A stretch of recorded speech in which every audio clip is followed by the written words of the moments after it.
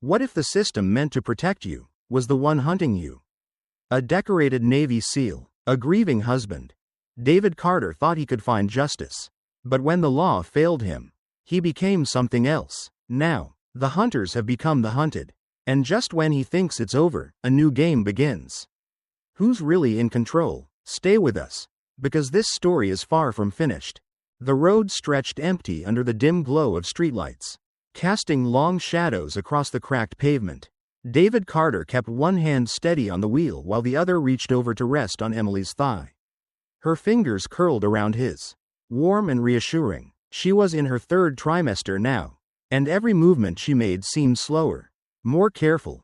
Baby's kicking again, Emily murmured, shifting slightly in her seat. David smiled, stealing a quick glance at her before turning back to the road. Told you, he's gonna be a fighter. Emily laughed softly, the sound filling the quiet car.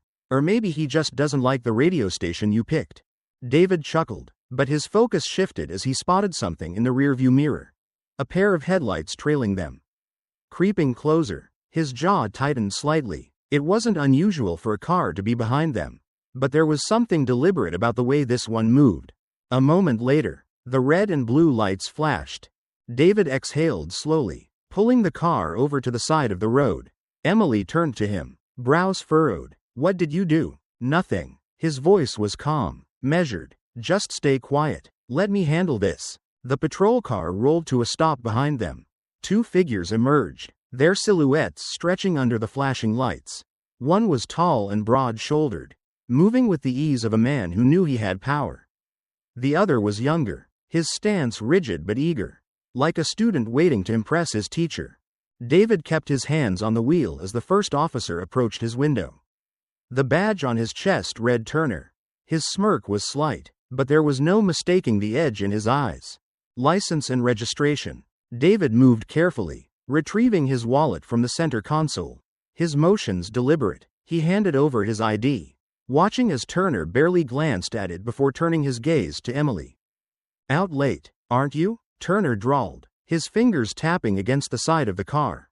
Where you folks heading? Home. David answered evenly. The second officer, Miller, circled around to Emily's side, shining his flashlight through the window. Been drinking tonight? Emily bristled. I'm pregnant. Miller smirked, but Turner ignored her. He flipped the license over in his hand. David Carter, he murmured, dragging out the name. His eyes flicked back to David. Former Navy SEAL. Huh? David didn't answer. He knew better than to engage. Turner exhaled, shaking his head slightly. Man like you should know the drill. Step out of the car. David clenched his jaw. On what grounds? Turner's smirk widened, his posture relaxed but predatory. On the grounds that I said so. David didn't move. He could feel Emily tensing beside him. This is harassment, she said sharply. Turner chuckled. Look at that, Miller. She's got a mouth on her. Miller tapped his flashlight against the window again. Harder this time. Sir, step out of the vehicle now. David exhaled through his nose, forcing himself to stay calm. He unbuckled his seatbelt, his movements controlled, and pushed the door open. The night air was cooler than he expected. He stood slowly, his hands loose at his sides. Turner stepped closer, eyeing him, hands on the car. David held his gaze for a moment before complying, placing his palms against the roof of his car. He felt Turner's presence behind him. Too close. The officer patted him down, his hands lingering longer than necessary. Emily shifted inside the car, her voice rising. You don't have to do this. Turner turned his head slightly, a slow grin spreading across his face. You worried about your man, sweetheart? David's hands curled into fists, but he forced himself to stay still. He knew how this worked. He knew what they wanted. Then Emily opened the door. Stay in the car, David said sharply, but it was too late. Turner's grin widened as he turned toward her. Look at that, Miller. She don't listen. Emily's hands trembled as she stepped out, but her voice was steady. You've got what you wanted. Let him go. Turner's gaze swept over her, then settled on the curve of her stomach. Something flickered in his eyes. Damn shame, he muttered. Then he reached for her. David moved before he could think, his body reacting on instinct. Don't touch her. Turner shoved Emily back, Hard. She stumbled, her foot catching on the uneven pavement. A sharp cry tore from her lips as she went down, her body twisting at the last second to shield her stomach. David barely registered the way his own knees hit the ground. He barely felt the cold bite of the cuffs as Turner yanked his arms behind his back. All he could hear was Emily's ragged breathing. All he could see was the blood seeping into the fabric of her dress. The air inside the police cruiser was thick with the scent of sweat and stale leather. David sat rigid in the back seat, wrists aching from the cold steel of the handcuffs. The rhythmic crackle of the police radio filled the space between them. But he barely registered the words. His mind was elsewhere, on Emily, on the blood staining the pavement, on the helplessness that had surged through him when he couldn't reach her. Miller drove in silence while Turner sat in the passenger seat, drumming his fingers against the dashboard. Every so often, he glanced at David through the rearview mirror, a smirk tugging at the corner of his lips. "You must be feeling pretty damn useless right now," Turner mused. David didn't respond. He knew better than to take the bait. Turner let out a chuckle. "A Navy SEAL, huh? You guys are supposed to be tough. But out there, you just knelt like a good little boy." David's fists clenched behind his back. His breathing remained steady, controlled. This wasn't a battlefield, but the rules were the same. Never let the enemy know what you're thinking. The car pulled into the station, the bright fluorescence casting an artificial glow over the cracked pavement. As Miller yanked the door open, David stepped out without resistance. His muscles were coiled, his senses heightened, but he forced himself to move with calculated ease. Any sign of aggression would be exactly what they wanted. Inside, the station smelled of burnt coffee and cheap disinfectant. Officers milled about, some barely sparing him a glance, others exchanging knowing looks. This wasn't a place for justice. It was a fortress for those who wore the badge, a machine that chewed up people like him and spat them out broken. Turner led him down a dimly lit hallway and shoved him into a small interrogation room. The walls were painted a dull gray, the kind of color designed to drain a man's spirit. A metal chair scraped against the floor as David sat, keeping his expression neutral. Minutes passed, then an hour. Finally, the door creaked open, and Turner strolled in, followed by Miller. Turner leaned against the table, arms crossed, a wolfish grin on his face. "Emily Carter," he said, his voice dripping with mock sympathy. "She's at the hospital now. Must be real scary for her." David remained silent. Turner tilted his head. "You don't want to ask how she's doing?" David's jaw tightened. Miller chuckled. "What's wrong, Carter? Cat got your tongue?" David exhaled slowly. "I want a lawyer." Turner snorted. "Of course you do. But see, here's the thing. This isn't some big city where lawyers come running every time some hotshot ex-military guy gets his feelings hurt." He leaned in closer, his breath hot against David's ear. "Out here, we handle things our way." David met his gaze, his voice even. "Which means what, exactly?" Turner pushed off the table and began pacing the room. "It means you play nice. And maybe this all just goes away." Miller grinned. "Maybe we even forget the resisting arrest charge." David let the silence stretch between them.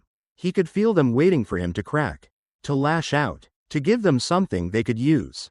He gave them nothing. The door swung open again, and a new figure stepped inside, Lieutenant Patrick Simmons. He was older, his salt and pepper hair neatly combed, his uniform pressed to perfection. He had the air of a man who had spent decades perfecting the art of appearing reasonable while doing nothing at all. "Gentlemen," Simmons said smoothly, waving Turner and Miller off. "Let's give Mr. Carter a moment to breathe." The two officers exchanged a glance before sauntering out. Simmons pulled out a chair and sat across from David, hands folded neatly on the table. "I apologize for my officers," Simmons said, voice calm, measured. "Tensions get high in situations like these." David stared at him. "This isn't a misunderstanding. They attacked my wife." Simmons sighed. "Look, I understand this is emotional for you. But you have to see things from our perspective. My officers stopped you for a routine check. You escalated." David's hands curled into fists under the table. "Escalated?" His voice was dangerously low. Simmons spread his hands. "We have procedures. Carter, you know how these things work." David inhaled sharply through his nose. He did know how these things worked.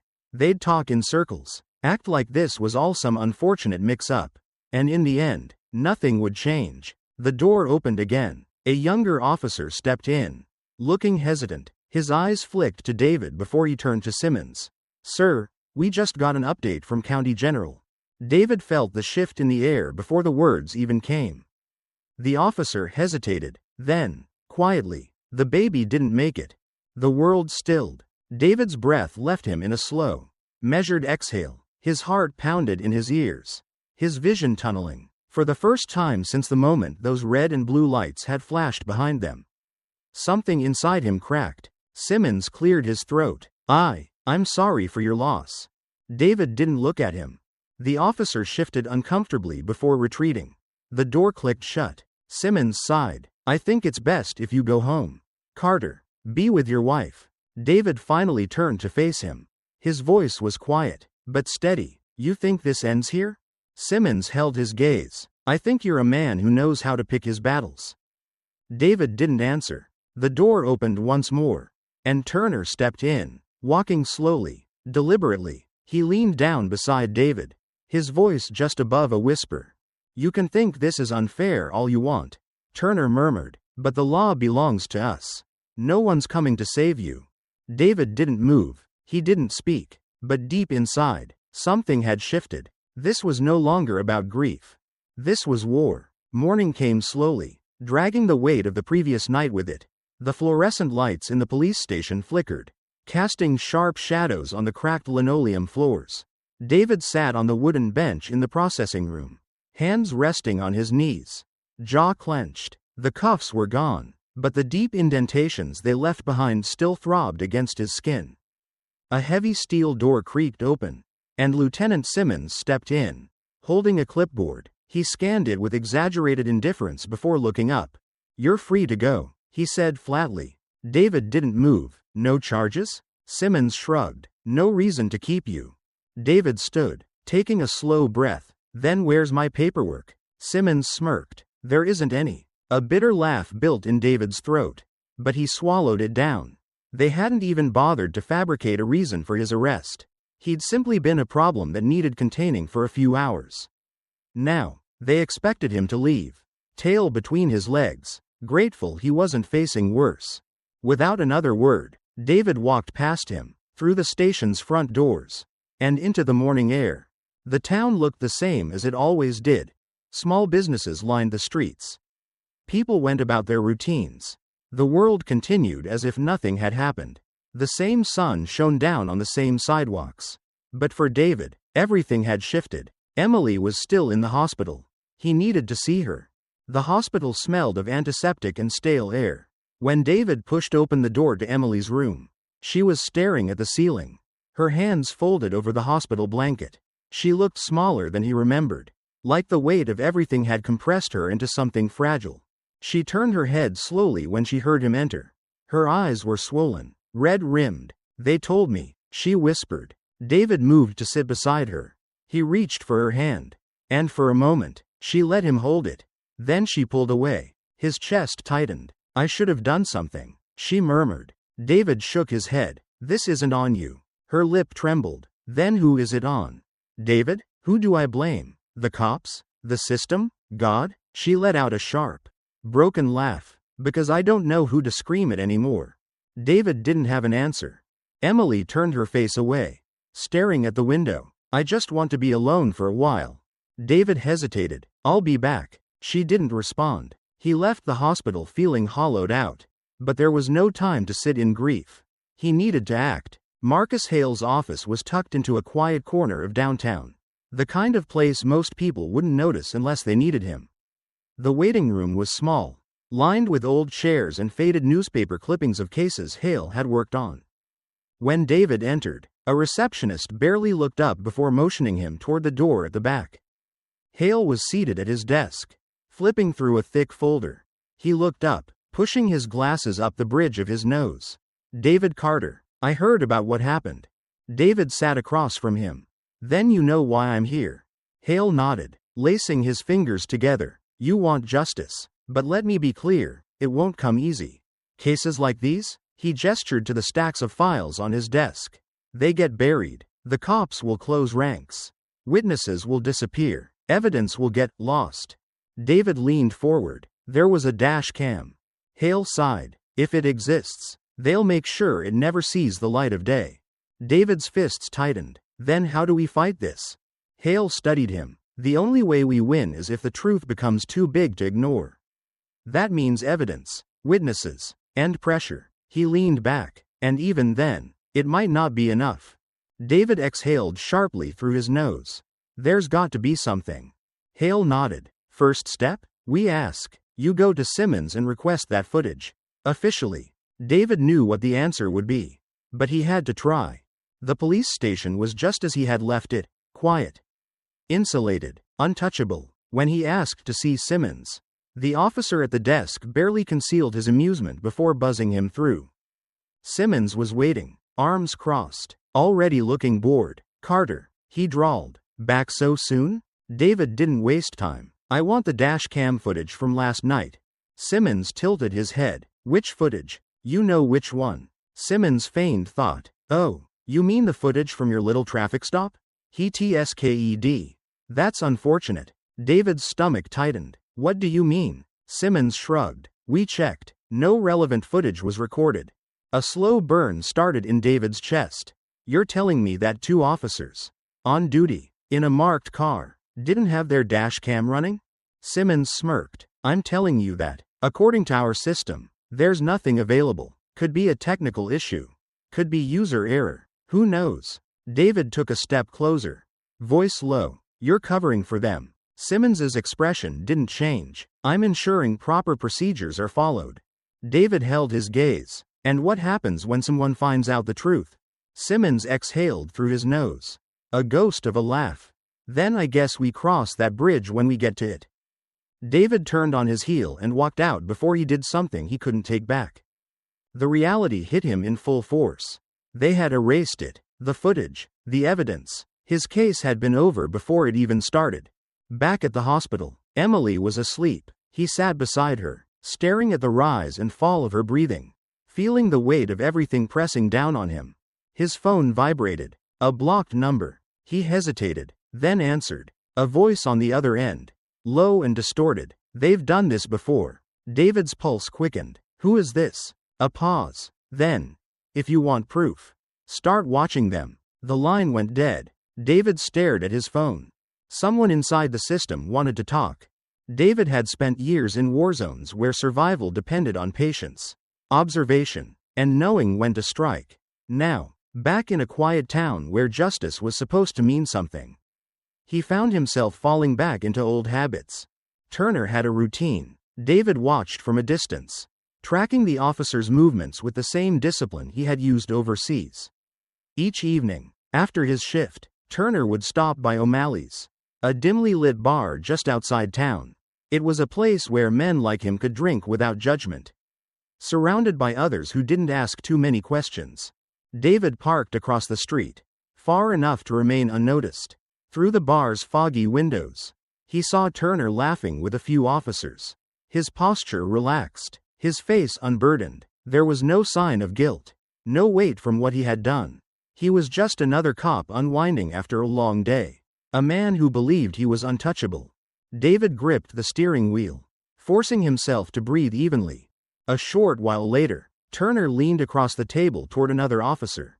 David raised his phone, zooming in just enough to catch snippets of their conversation. You ever get tired of all the whining? Turner said, his voice thick with alcohol. The other cop smirked. They love playing the victim. Turner shrugged. It's easy. I write a report, say I felt threatened. Who's gonna question it? He chuckled. Simmons always has my back. David's stomach churned. He had expected arrogance, but hearing it spoken so casually, like a game with no consequences, set his teeth on edge. He was still recording when a flicker of movement in the parking lot caught his attention. A man leaned against a car, watching the bar as intently as David was. David's instincts flared. He knew the posture of someone gathering intel, the way they tried to blend in while still keeping their target in sight. The man was mid-30s, sharp features, wiry build, dressed in jeans and a jacket that did little to hide the tension in his stance. David stepped out of his car and approached quietly. The man didn't react at first, but as David closed the distance, he tensed. Not a great place to be loitering, David said evenly. The man turned, his eyes narrowing. Same could be said for you. David let the silence stretch, watching him. You watching Turner? The man hesitated, then exhaled sharply. Noah Caldwell, journalist. He reached into his jacket, slowly, and pulled out a press ID. David studied him, then looked back toward the bar. You digging into him? Noah gave a half smile, though it held no humor. Among others. David didn't ask why. He already knew. Noah gestured toward the phone in David's hand. What do you have? David considered his answer. He didn't know Caldwell, didn't trust him, but he needed an ally. Proof that Turner isn't just an isolated bad cop. David said finally. Noah's eyes sharpened. You're not just some guy caught up in this, are you? David didn't answer. Noah sighed. Look, I don't know what you're planning, but if you want to take him down, you'll need more than just a recording of bar talk. You need something that forces people to pay attention.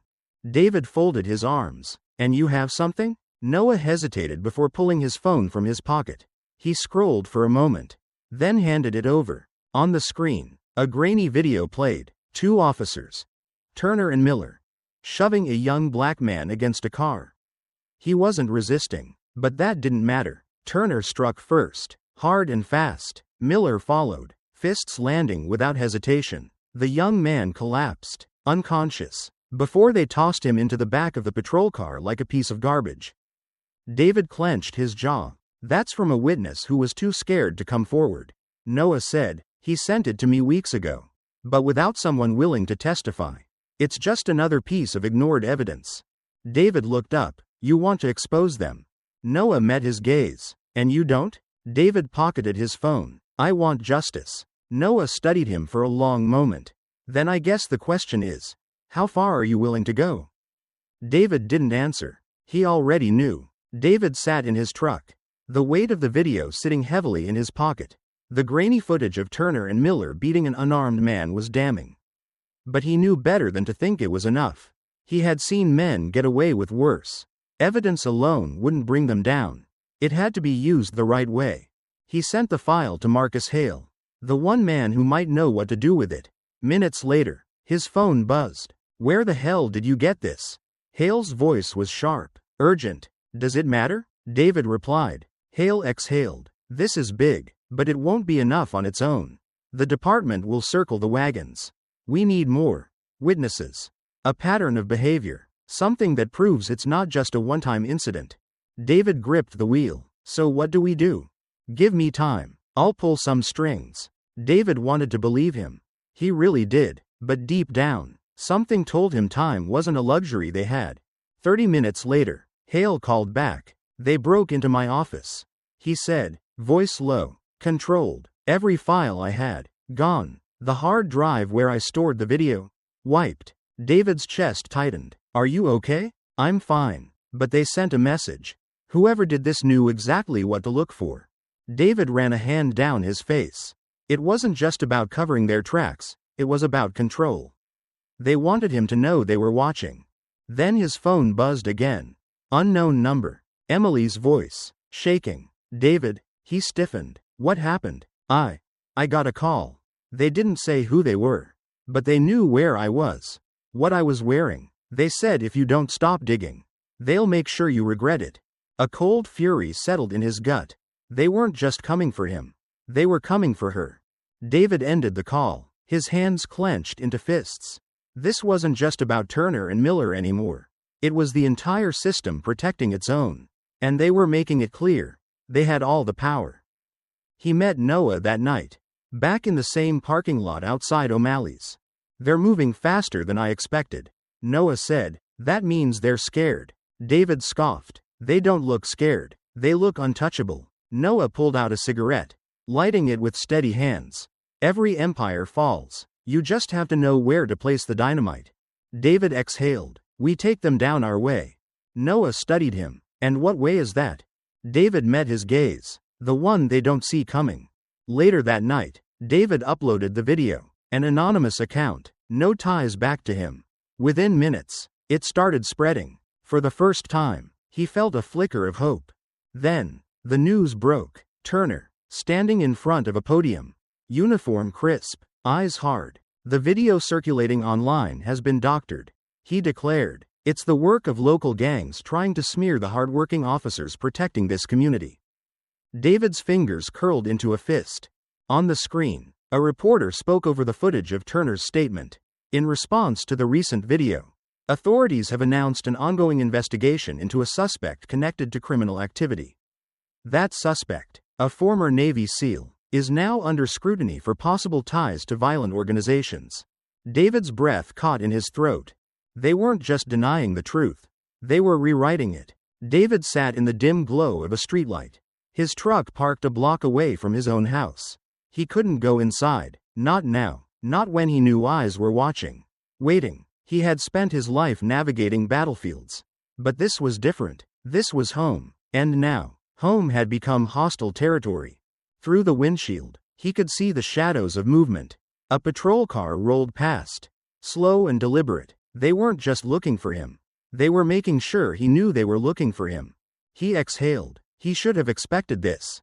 The moment Turner took the podium and twisted the narrative, it was only a matter of time before they came knocking. They didn't need a real charge. Just the illusion of one. It didn't matter that he had done nothing wrong.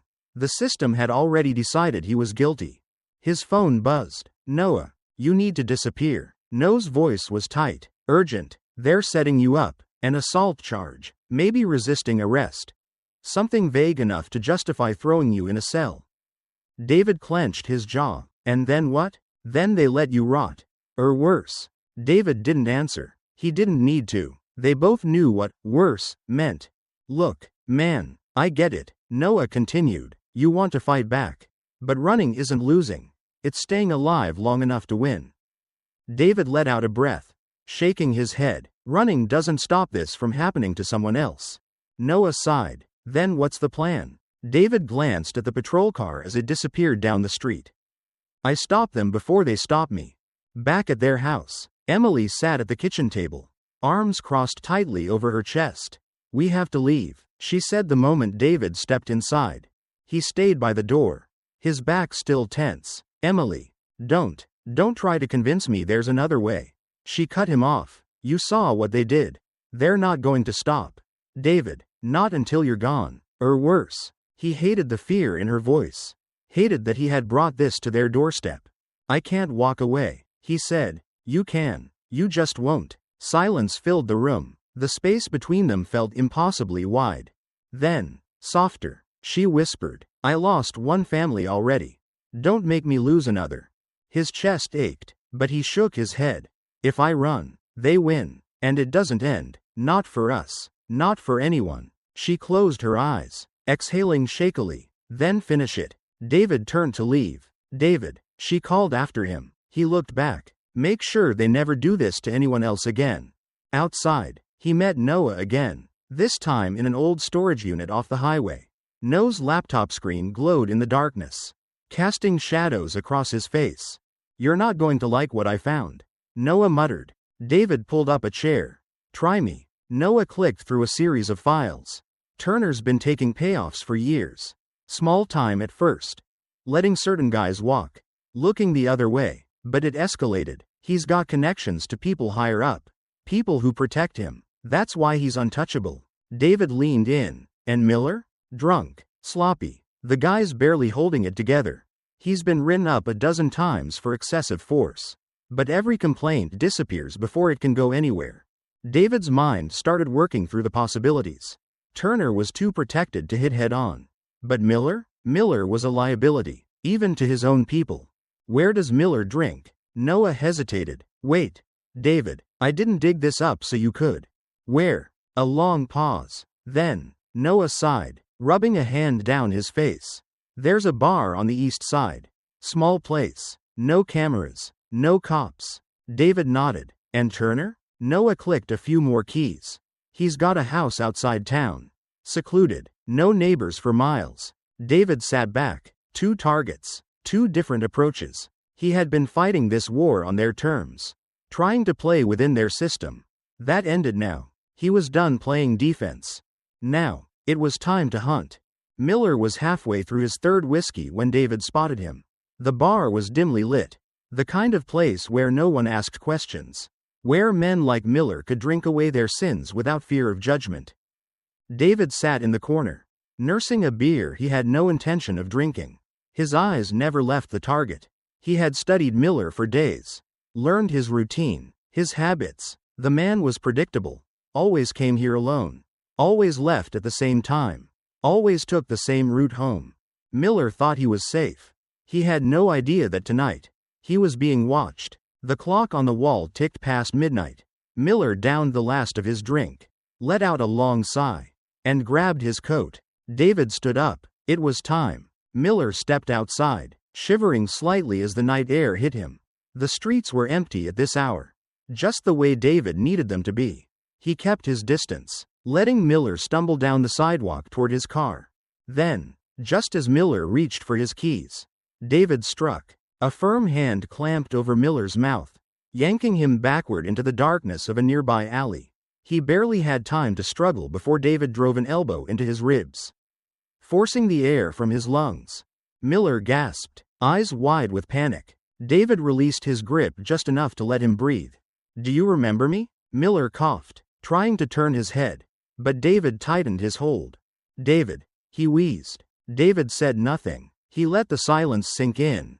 Let Miller feel the weight of what was about to happen. Miller tried to reach for his gun, but David was faster. He slammed the cop against the brick wall, pressing a forearm against his throat. "You like using power against people who can't fight back," David murmured. "How does it feel when the roles are reversed?" Miller's hands clawed at David's arm, but his strength was no match.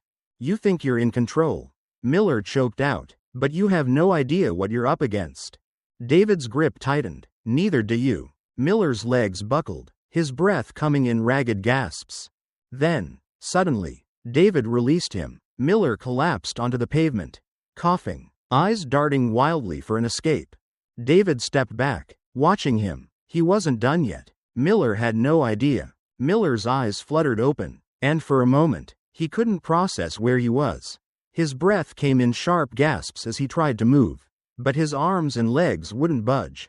The rough bite of rope against his wrists told him everything he needed to know. He was tied up. A single light bulb dangled above him, casting an eerie glow that barely reached the edges of the room. The air was damp, thick with the scent of rust and old wood. A warehouse? A basement? He didn't know. But he did know one thing. He was alone. Or so he thought. A shadow moved just beyond the light's reach. Miller's heartbeat pounded in his ears as he tried to shift his body. But the restraints held firm. Then, a figure stepped forward. David Carter. Miller's stomach twisted into knots. David said nothing. He simply stood there, staring, the silence stretching long enough to make Miller's skin crawl. Miller swallowed hard, his voice coming out in a shaky whisper. You can't do this. I'm a cop." David crouched down, his face inches from Miller's. His voice was calm, almost gentle. "And what did you do as a cop?" Miller's breath hitched. His mind raced for an answer. Some excuse, some justification that might make David hesitate. But nothing came, because he knew, deep down, he knew. There was no answer that would save him. "You have no idea what you're doing," Miller stammered. "If you hurt me, they'll come for you. You think you're above the law?" David's expression didn't change. "The law? The same law that let you and Turner get away with everything?" Miller licked his lips, his voice growing more desperate. "I was just doing my job. Sometimes things get out of hand. But we don't mean to." David's fist crashed into Miller's jaw. Not enough to knock him out, but enough to send a sharp jolt of pain through his skull. Miller groaned, spitting blood onto the cold concrete floor. "You think this is about me?" David said, standing up. "This isn't personal, Miller. You and Turner. You're just symptoms of something bigger. And I want you to feel what it's like when the system doesn't protect you anymore." Miller's breathing grew rapid, panicked. What do you want from me?" David stepped back into the darkness, his voice drifting through the room like a ghost. "I want you to be afraid." Then, the lights went out, darkness swallowed Miller whole, and his breathing turned ragged. He strained his ears. desperate for any sign of movement. But there was nothing. Just silence. A minute passed, maybe 2, maybe 10. Then, a whisper, close to his ear. "Tell me, Miller, how does it feel?" Miller flinched, twisting against the ropes. "Please," he gasped. I get it, you win." No response. Something scraped against the floor nearby. The sound of footsteps. Slow, unhurried. Miller's body trembled. "David, please. I won't say anything. I swear." Then, suddenly, the ropes around his wrists loosened. Miller's body sagged in relief. But the moment was short-lived. Because as he gasped for breath, he heard something else. Another pair of footsteps. Someone else was in the room. Then, the sound of a camera clicking. Miller's head snapped up just in time to see Noah Caldwell stepping into the light. A camera raised in his hands. David turned to him. "Get what you need." Noah smirked. "Oh yeah, this is going to be everywhere by morning." Miller's stomach dropped. He wasn't just being left alive. He was about to be exposed. Morning light filtered through the cracked blinds of a cheap motel room on the outskirts of town. Greg Miller sat hunched on the edge of the bed, his hands trembling as he tried to light a cigarette. The lighter clicked repeatedly, but the flame refused to catch. His breath was shallow, his eyes darting to every shadow in the room. He hadn't slept. He hadn't even tried. Every time he closed his eyes, he heard David's voice in the darkness, whispering things that made his stomach twist. He could still feel the cold bite of the rope against his wrists. The way his own fear had swallowed him whole. A knock at the door made him flinch so hard he nearly fell off the bed. He held his breath, listening. Another knock. Sharp, deliberate. Miller's pulse pounded against his skull as he crept toward the peephole. It was the motel manager. Relief crashed over him like a wave. He exhaled shakily and opened the door. "You got a call," the manager said, handing him an old corded phone from the front desk. "Guy said it was important." Miller took the receiver with clammy fingers. "Who?" The line crackled. Then a voice came through. Calm, steady. "You think this is over?" Miller's grip on the phone tightened. His throat felt dry, like sandpaper. "Miller," the voice continued, "you'll never know when I'm coming back. Never." A click. The line went dead. Miller stood frozen, the phone still pressed to his ear. A cold sweat ran down his spine. He turned to the manager, his voice barely above a whisper. "Who gave you this call?" The man shrugged. "Didn't say." Miller dropped the receiver like it burned him. He knew. David Carter wasn't done with him. He packed his bags that same morning. He didn't even go home. Didn't check in at the station. Just left. Whatever life he had in this town, his job, his reputation, his so-called authority, it was over. And that was exactly what David wanted. But Miller had never been the real target. Turner was. Blake Turner strolled into the station that afternoon like he owned the place. He greeted the officers on duty with a smirk, chatting about last night's game and making plans for drinks later.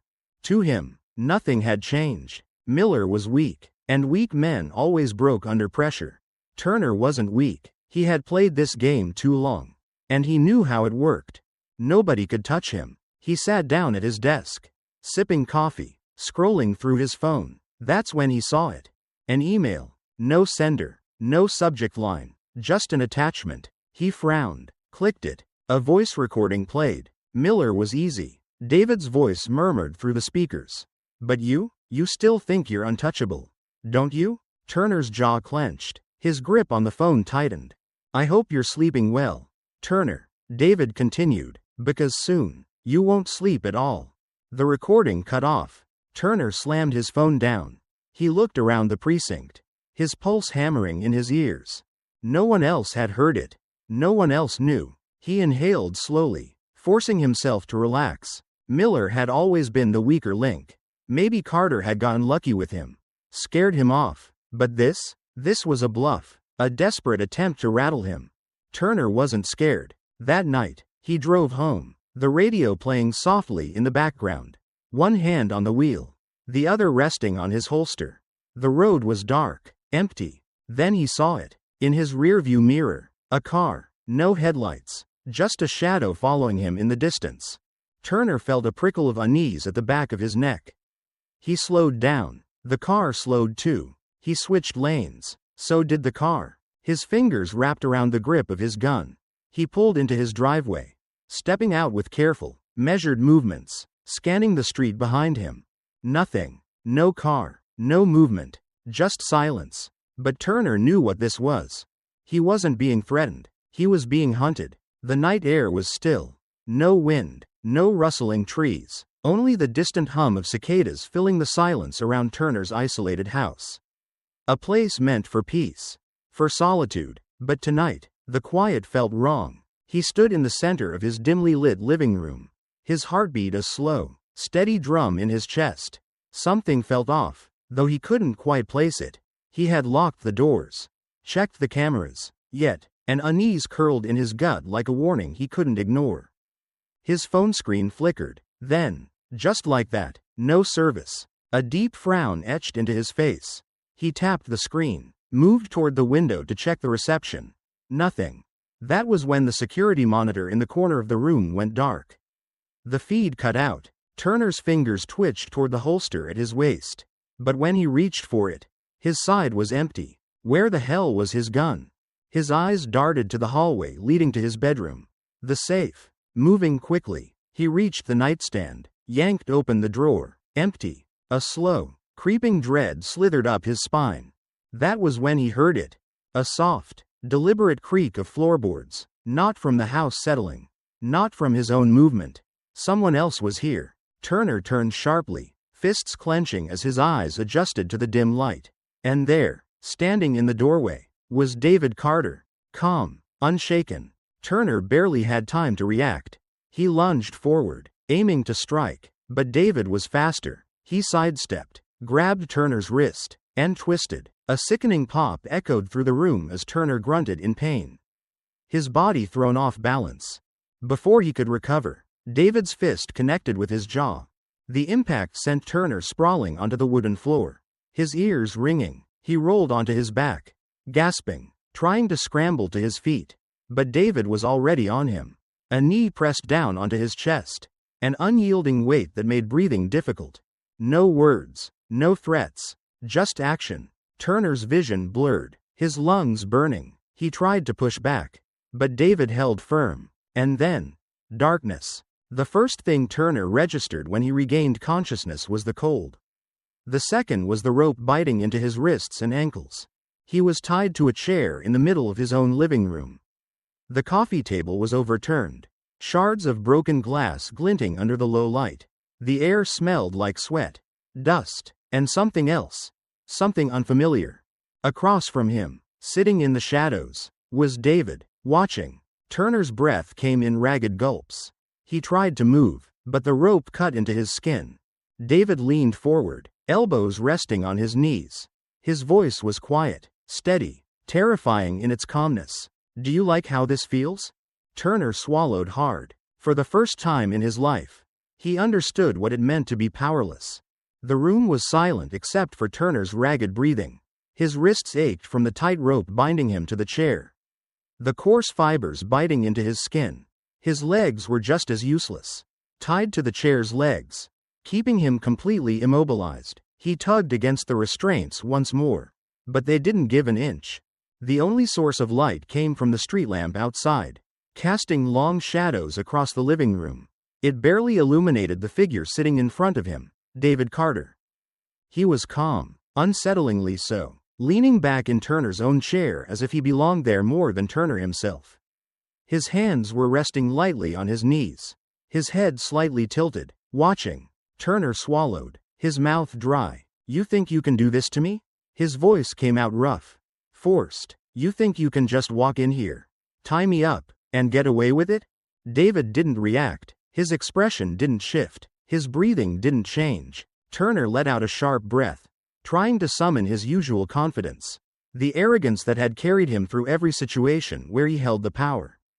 "I'm a cop," he sneered. "People like you? You think you're above the law? You think you can do whatever the hell you want? It doesn't work like that."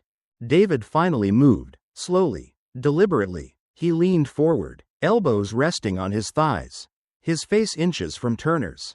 His voice was quiet, steady. "No," he murmured. "You were a cop. Now, You're just another predator who got caught in his own trap.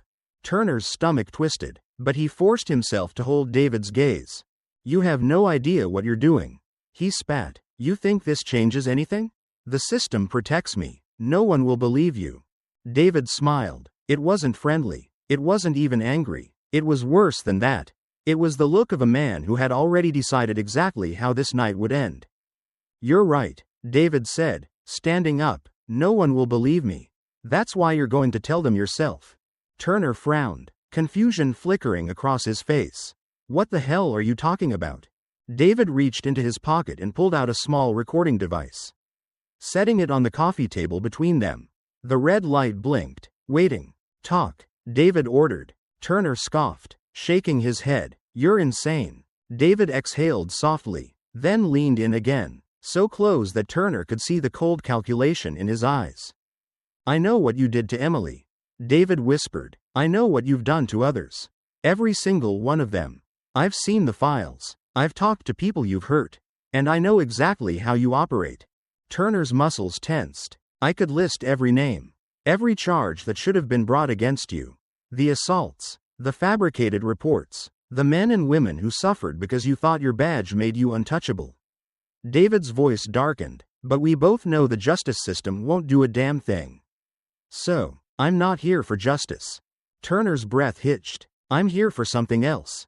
David continued. I'm here to make sure. For the rest of your miserable life. You'll never feel safe again. Turner's pulse pounded in his ears. You're bluffing, he muttered, but his voice wavered. David stepped back and reached for something on the side table. Turner's blood ran cold when he saw what it was. A knife. Not a gun. Not something quick. A knife. Turner stiffened. Wait. David ran a finger along the blade, testing its edge. I could kill you right now. He mused. And I wouldn't lose a second of sleep over it. Turner's breathing grew shallow. David. But that's too easy. David cut him off. He lifted the knife slightly. Just enough for Turner to see the steel glint in the dim light. So, instead, you're going to talk. You're going to confess. On record. Everything you've done. Every person you've hurt. Every lie you've told. Turner shook his head wildly. No way in hell. David sighed. Then with frightening ease, he flipped the knife in his hand and slashed it across Turner's cheek. The cut wasn't deep, just enough to send a sharp sting through Turner's skin. Blood trickled down his face. Warm and sticky. Turner gasped, his entire body going rigid. David crouched in front of him again, voice steady as ever. That's just a warning, he said. Next one won't be. Turner's breath came in quick. Shallow bursts. The arrogance. The bravado. It was slipping. David tapped the recorder. Start talking. Turner's jaw clenched. He shut his eyes, his mind racing. He knew the system would protect him if he stayed silent. He knew that without proof, David had nothing. But in that moment, with the burning sting on his cheek and the cold, unwavering look in David's eyes, the system felt very, very far away. And David was right here. The words came out in a whisper. I did things. David's gaze didn't waver. Be specific. Turner swallowed, his throat dry as sandpaper. His voice cracked as he continued. I falsified reports. I planted evidence. I used excessive force. His breathing hitched. I covered for others who did the same. David let the silence stretch. The red light on the recorder blinked steadily. Then he reached over, stopped the recording, and leaned in close once more. You're going to live, Turner, he murmured, but you're going to spend the rest of your life looking over your shoulder. Turner's body trembled, his mind racing through all the possibilities, all the ways this could spiral further out of control. And then, just like that, David stood up, grabbed the recorder, and walked away. No more threats, no parting words, just the sound of his boots against the floor. Then the door swinging open, and Turner, left alone in his darkened house, breathing heavily, knowing, deep in his bones, that nothing would ever feel safe again. The morning air carried an unusual stillness, a quiet anticipation that settled over the town like a thick fog. In coffee shops, gas stations, and front porches, people murmured in hushed voices, their eyes glued to their phone screens. The video of Turner's confession had spread like wildfire. It played on loop across social media, on local news broadcasts, in the inboxes of journalists who had once ignored similar stories. His voice, shaky and stripped of its usual arrogance, listed his crimes in painstaking detail. Fabricated reports, planted evidence, excessive force. It was all there, undeniable and irreversible. But Turner himself had vanished. By the time an official investigation was announced, his house was empty, his bank accounts untouched. No one had seen him since the night before. Some speculated he had fled the state. Others wondered if he had taken a more drastic way out. David stood by the window of his motel room, watching the world react to his work. The blinds were half drawn, allowing slivers of daylight to cut through the dimly lit space. On the bed behind him, Emily sat cross-legged, scrolling through her phone. "They're saying the department is opening a formal inquiry," she said, her voice unreadable. "That they're looking into past complaints against Turner and Miller." David exhaled through his nose. He had expected that. The department had to put on a show, pretend they were shocked by what had come to light. But nothing about this was new. It had only become inconvenient. Noah arrived not long after, tossing a newspaper onto the small motel table. The headline read, "Local officer disappears amid explosive scandal." "Hell of a morning, huh?" he said, running a hand through his hair. David glanced at him but said nothing. He didn't need to. Noah pulled out a chair and sat across from him. "So," he said, "how does it feel?" David didn't answer right away. He stared out the window again, watching cars roll past on the highway. A long silence stretched between them before he finally spoke. "It doesn't bring her back." Noah sighed, rubbing his thumb along the edge of the table. "No," he admitted, "it doesn't." David turned to look at Emily. She was staring at her lap, one hand resting on her stomach out of habit. The reminder of what had been stolen from them sat heavy in the air. No amount of justice, or vengeance, could ever fill that void. "But at least," David said, voice quieter now, "they won't hurt anyone else." For the first time in weeks, he allowed himself to feel it, relief. Not the kind that erased pain, but the kind that made it just a little easier to breathe. Outside, the town moved on. People went to work, kids ran to school buses. And somewhere in the shadows, Turner and Miller lived in fear, just like they had forced so many others to. But it still wasn't over. Later that evening, as David and Emily packed up their things, ready to leave this town behind, his phone buzzed. A message from an unknown number. "You're not the only one who wants to change the system." David stared at the screen, jaw tightening. The war wasn't over. It was only just beginning. The news cycle moved fast. But this story refused to fade. Turner's confession had spiraled beyond anyone's control, dominating every media outlet from local broadcasts to national headlines. Commentators dissected every second of the footage. Protesters gathered outside the police department, demanding resignations. But the response was predictable, measured and performative. The city council held a press conference, promising a full and thorough investigation.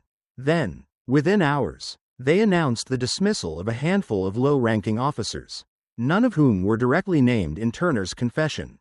The real players, the ones who had shielded men like Turner and Miller for years, remained untouched. David watched it all unfold from the motel's small television, his expression unreadable. Emily sat beside him, arms crossed, her fingers gripping the fabric of her sleeve. "They think this will make it go away," she murmured. David didn't respond. He knew the playbook. He had seen it before. Leaders feigning action just long enough for public outrage to die down. Then, everything would return to the way it was. His phone buzzed, pulling him from his thoughts. A message from an unknown number. Not another anonymous tip. Not another warning. "Rachel Whitmore wants to meet. She has information you'll want to see." Rachel Whitmore was no stranger to these kinds of stories. She had built her career exposing corruption, shining a light on the dark underbelly of law enforcement.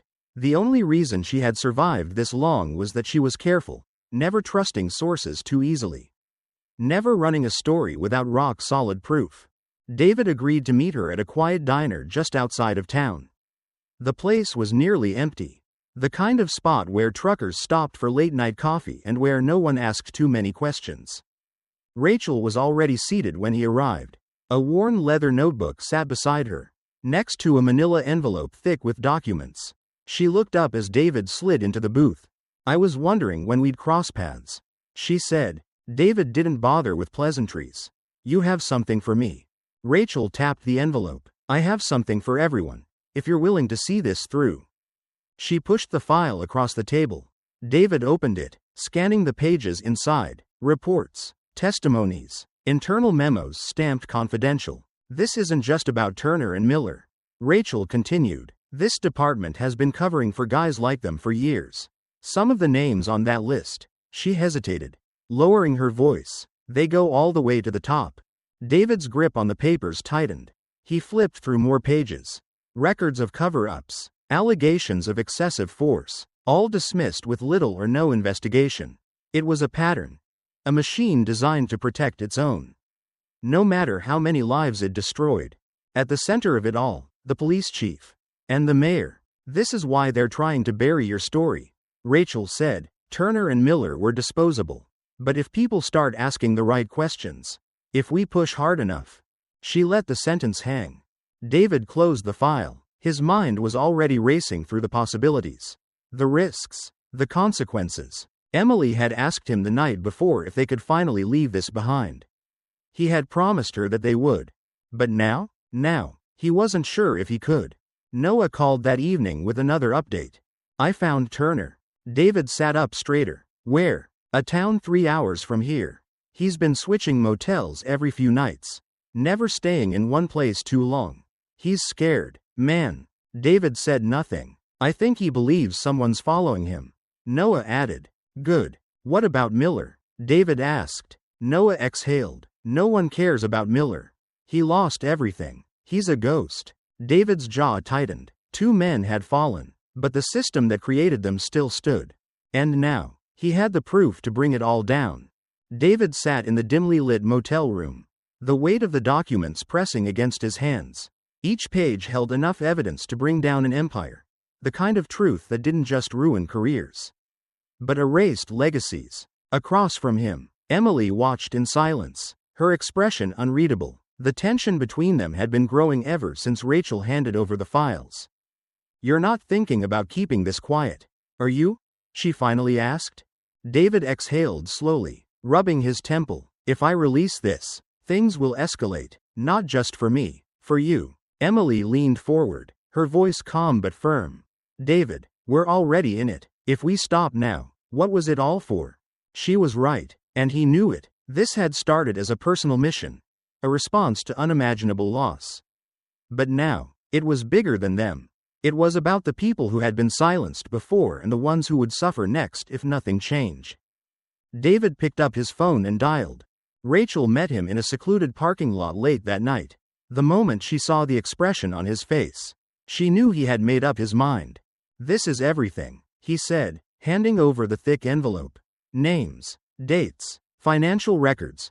Enough to burn the whole system down." Rachel flipped through the pages, her brow furrowing as she read. "This is bigger than I expected," she admitted. "But you realize what happens when I publish this, right? They won't just sit back and let it play out." David nodded. "I know, so be ready." Rachel tucked the envelope into her bag and met his gaze. "Are you ready?" David didn't answer right away.